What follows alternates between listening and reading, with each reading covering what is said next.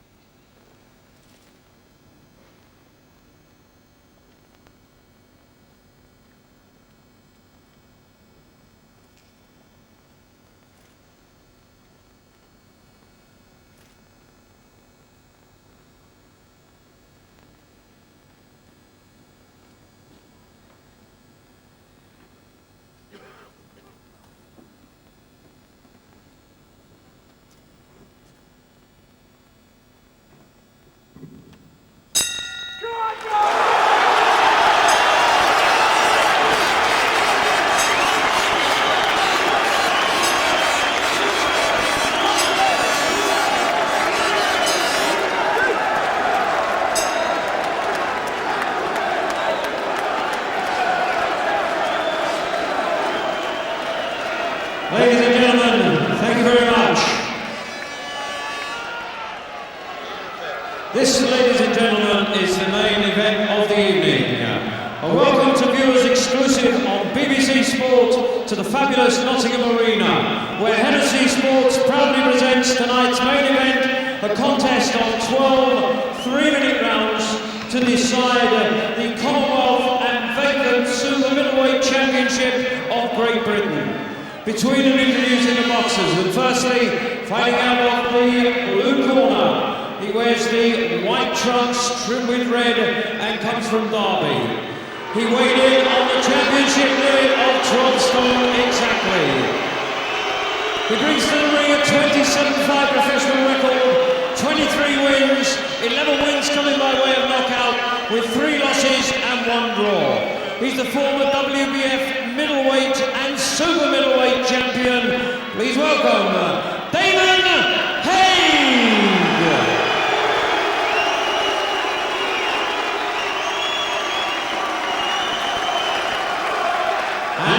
the ring, ladies and gentlemen, in the red corner, wearing his familiar cobra skin trunks, coming from Nottingham, weighing in 11 stone 13 pounds, coming to the ring undefeated this evening, 13 wins from 13 contests, 10 wins by way of the big KO. He's the 2 times ABA champion, the reigning and defending Commonwealth Super Middleweight champion, making the second defence of his title tonight. Ladies and gentlemen, presenting in Nottingham's very own, Carl the Cobra Froch!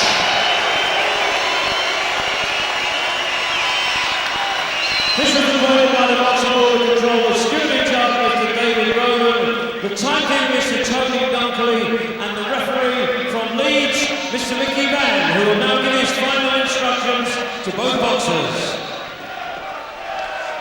Looking lean and tanned and fit as ever, Mickey Van gives final instructions to champion and challenger. Okay, fellas, you both had your instructions in the dressing room. Don't forget what I told you. I want no naughties with the head. Shake hands, batty corners. Good luck, fellas. Couldn't be more specific than that. Great night here in Nottingham for this derby. Nottingham against Derby. Last glance at the photographers by Mickey Van. For the first round. So on the line, the Commonwealth Championship, which is held by the man in the snakeskin print trunks, Carl Froch, and the vacant British title very much at stake. Tony Dodson, on no fewer than 3 occasions, was unable to come in and face Carl Froch, and Damon Hague has got, well, the biggest chance of his career. It's been very difficult to get a bet on Carl Froch as far as this one is concerned, but then, as we know from Damon Hague, he's always got that old puncher's chance, hasn't he? He certainly has got a puncher's chance. Froch doesn't want to take any unnecessary risk because Hague is so fired up for this fight you wouldn't believe. Hugely committed Christian, Damon Hague, believes that he's going to get some divine inspiration to win both these titles here this evening. 12 3-minute rounds. At 12 stone the limit. Froch just a pound under Hague, exactly 12 stone. Looking short and chunky. The former WBF super middle and middle champion, and a former Midlands area champion at middleweight. Froch has long since given up his English title at super middle. Mickey Van not too happy, and this the opening round with what Damon Hague's been up to. Froch looking very casual indeed, and well, we've said all the way through his career, Duke, that we worry about that left hand being held pretty low, but so far it hasn't cost him. So far it hasn't cost him. You know, he's a genuine talent. He's the Commonwealth champion. Now they've got the championship on the line now with the British championship also. So, you know, I do expect big things from Froch. Well, he's always said he wants to do things the traditional way, British, Commonwealth, European and world. A win tonight would give him the second leg of that. Good left hand by Froch, straight in there. Hague covering up. Froch interestingly going to the body. That was a slip. Mickey Van straight in, recognised it as such. Remember, no judges at British and Commonwealth level, just the man in the middle. Aggressive, angry start by Carl Froch. Looking hugely confident, knows he can't afford to let this one slip. His former amateur teammate David Hague lost his unbeaten record just a couple of weeks ago, and I'm sure Froch will have noticed that. Well, you know, Hague got beat making the same mistake that Froch is doing right now, but keeping his hands so low, take the price. What a shot! What a right hand! That was not a slip. That was not a slip. That was a stunning shot, and Hague is all over the place, and I don't think it's going to last. He looks up and he says, "I'm fine." He says, "I'm all right." The Ingle family in the corner cannot believe it. Mickey Van's going to have a look at him. Only a few seconds remaining. The first was a slip. The second was as hard a right hand, and he's got him again. And it's not going to go past the first round. I'm sure Mickey Van was going to call this off. He's letting it go on. Hague is in dreadful trouble now. The legs have gone, and he stopped it. What a victory for Froch. The most spectacular of his career so far. 14 straight wins, his 11th inside the distance, and what a way to win a British title. A first round stoppage by Carl the Cobra Froch, and he lived up to his nickname. He struck with deadly accuracy, and it wasn't anything delayed at all. The first was a slip, the second was perfect, and the third was really just the icing on the cake for Froch. That was an extraordinary finish. Well, blinking, you miss it, as I did. I blinked and Damon Hague was on the floor. Lightning punch by Froch, just so relaxed, so cool. Well, here's the first one. Little short sweeping right hand just delivered from about waist level, and Hague was actually ducking into it. And Hague, look at him, he's totally bewildered. The knees are wobbling, the mouth is open, straight through the middle, and a peach of a left hook round the corner. Right down the pipe, the right hand, the left hook by Froch. Just didn't see it coming. As I said before, he's lived up to his Cobra nickname. The punches were so quick, he did it with such venom. Well, Damon Hague's chin simply wasn't up to the test that was posed by Carl Froch. And Carl Froch and a very delighted manager, Mick Hennessy, there. And Carl Froch came in with the Commonwealth title belt. He will go out with that, and he will go out, more importantly perhaps for him, with the British title belt. And Damon Hague can have no real complaints. How Tony Dodson might have fared, well, we still have to wait and see. Perhaps that contest will never ever happen, but Carl Froch won't really care, because he's been talking about how good he is, and how good he is relatively with one or two other British sportsmen, but certainly on a performance like that you couldn't complain. Well, we thought Damon Hague might last a little bit longer than that, but once that first right hand landed, and more importantly when the second right hand and the left hook landed, the contest was well and truly over, and the right decision was by referee Mickey Vann. Ladies and gentlemen, after 3 minutes and 10 seconds of the first round, the referee has stopped the contest. Damon Hague being in no position to defend himself, the winner and still Commonwealth and new British Super Middleweight champion, Carl the Cobra Froch. Well, he really left nothing to chance. And ladies and gentlemen, he struck please show in your very appreciation spectacular to fashion Damon Hague. Against Damon Hague, who was, well, outgunned. Nice fellow Damon Hague, couldn't get a nicer guy. Put so much into this, but there's no answer to somebody who hits as hard as Froch does. Carl Froch. And there is one of the most coveted pieces of silverware or goldware or bronzeware in sport around the world, the Lonsdale belt. It's a fantastic belt. You know, I've said it many a time before, it has to be the best belt in the world, bar none. Well, Carl Froch has got a Lonsdale belt. Whether he will defend that another 4 times to try to go on and keep it outright, which is what you have to do these days as opposed to 3 in the old days, we'll have to wait and see. But Froch, I think, is now starting to fulfill his destiny. I'm sure that's what he's going to say to us.